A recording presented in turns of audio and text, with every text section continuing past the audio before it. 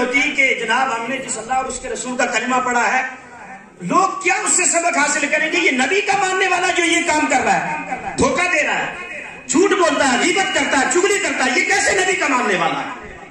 لوگ اس سے جناب اگر ہمارا عمل درست ہے تو غیر ہمارے عمل کو دیکھ کر کے کہیں گے کہ جو بندہ جس دین کو ماننے والا، جس کے اندر یہ کمال ہے، وہ نبی کتنے کمال والا ہوگا۔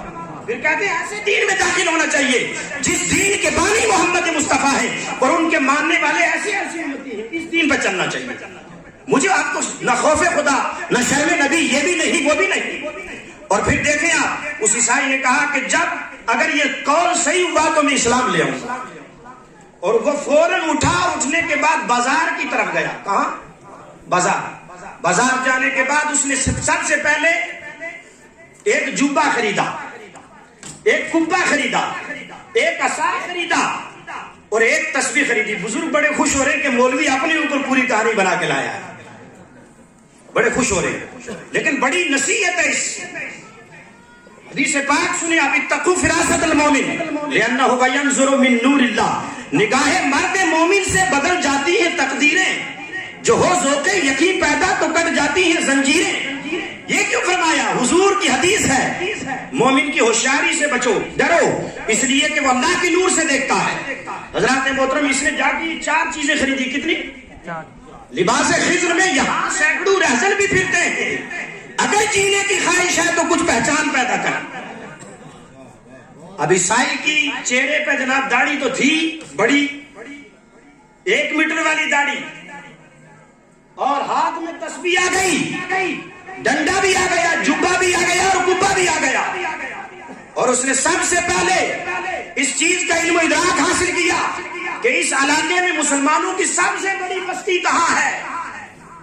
بتانے والے نے بتایا کہ فلاں جو یہاں سے لے کے وہاں تک یہ ساری بستی مسلمانوں کی ہے۔ میں ایک جگہ تقریر کر رہا تھا حضرت، تو ایک مولانا صاحب کہنے لگے، میں نے لفظ مسلم کہا تو وہ کہنے لگے نہیں مسلم اور ساتھ میں ہم مومن بھی۔ میں نے کہا اللہ کرے کہ مومن ہو جائے، اور اس نے اس پر بڑی جناب وہ جیسے وہ ہوتی ہے نا ہٹ درمی والی بات، اللہ کرے کہ مسلمان بن جائے، مسلمان کے بعد پھر مومن کسے کہتے ہیں؟ مومن اور مسلمان میں آپ کو فرق بتاتا ہوں کہ مومن کیا ہوتا ہے اور مسلمان کیا ہوتا ہے۔ اگرچہ میرے 2-3 منٹ اوپر لگ جائیں گے، لیکن انشاءاللہ اس سے آپ کو بڑا فائدہ ہوگا۔ اب اس نے جو ہی رخ کیا اور رخ کرنے کے بعد تسبیح گھما رہا ہے، عصا ٹیکا ہوا ہے، بالکل خاموش چل رہا ہے، اور دنیا دیکھتے ہی کہہ رہی ہے السلام علیکم السلام علیکم السلام علیکم۔ وہ کہہ رہا ہے حضور نے تو یہ فرمایا ہے، مسلمانوں کے نبی نے تو یہ فرمایا ہے کہ مومن کی دانش مندی سے ڈرو، اس لیے کہ وہ اللہ سے اللہ کے نور سے دیکھتا ہے۔ یہ کون سا مسلمان ہے کہ جس کو خبر ہی نہیں کہ میں اندر سے کیا ہوں باہر سے کیا ہوں؟ اس طرح کے اور بھی بہت سے لوگ آ جاتے ہیں، ان سے بھی بچنا، ٹھیک ہے؟ اپنے ایمان کو بچانا، اپنے عقیدے کو بچانا، اور جو بزرگوں نے ہمیں عقیدہ دیا ہے اس عقیدے پر ثابت قدم رہنا۔ اب جو ہی آگے بڑھا تو بستی میں وہ چل رہا ہے، دنیا سلام کر رہی ہے، سلام کرتے کرتے ساری دنیا 1 سال گزر گیا، 1.5 سال گزر گیا، دنیا وہ صرف لوگوں میں، عوام میں، مسلمانوں کی بستی میں گھوم رہا ہے۔ بالآخر اس نتیجے پہ پہنچا کہ معاذ اللہ، سب کہیں ثم معاذ اللہ، یا تو مسلمانوں کے نبی کا فرمان غلط ہے یا یہ سارے مسلمان غلط ہیں۔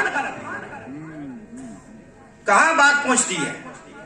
یہ غیر حق کی شناخت و پہچان کے لیے نکلا ہے، لیکن میرے اور آپ کے عمل و کردار کی وجہ سے یہ کوئی نصیحت نہیں پکڑنا، بلکہ اور بے دینیت اور لادینیت میں مستغرق ہوتا ہوا جا رہا ہے۔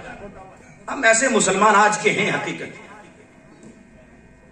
اب کیا ہوتا ہے کہ وہ پریشان ہو گیا، کہا یار میں نے آج تک جتنا بھی فرامین مصطفیٰ پر تحقیق کی ہے، کوئی فرمان محمد عربی غلط نہیں ہوا ہے، لہذا مجھے ایک سوال نے پریشان کر رکھا ہے۔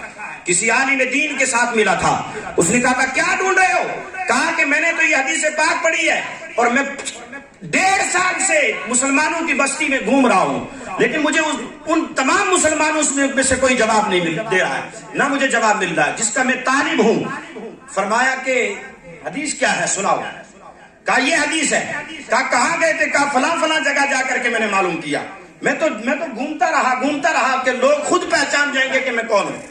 فرمایا کہ نہیں، ان بستیوں میں تمہیں اس کا جواب نہیں ملے گا، بلکہ قریب ادھر یہاں سے رخ کرو تو بغداد قریب ہے، وہاں ایک شیخ عبد القادر جیلانی نام شخصیت رہتی ہے، آپ ان کے پاس چلے جائیں وہ اس کا جواب عطا فرما دیں گے۔ کون؟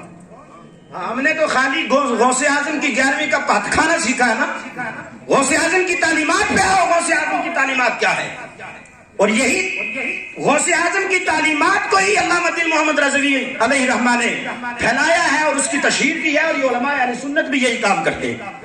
بعض تو ایسے ہیں کہ اندر سے کچھ ہوتے ہیں باہر سے کچھ ہوتے ہیں، اس کو شریعت نے منافق کہا ہے۔ کیا کہا ہے؟ منافق کہا ہے۔ اب چونکہ یہ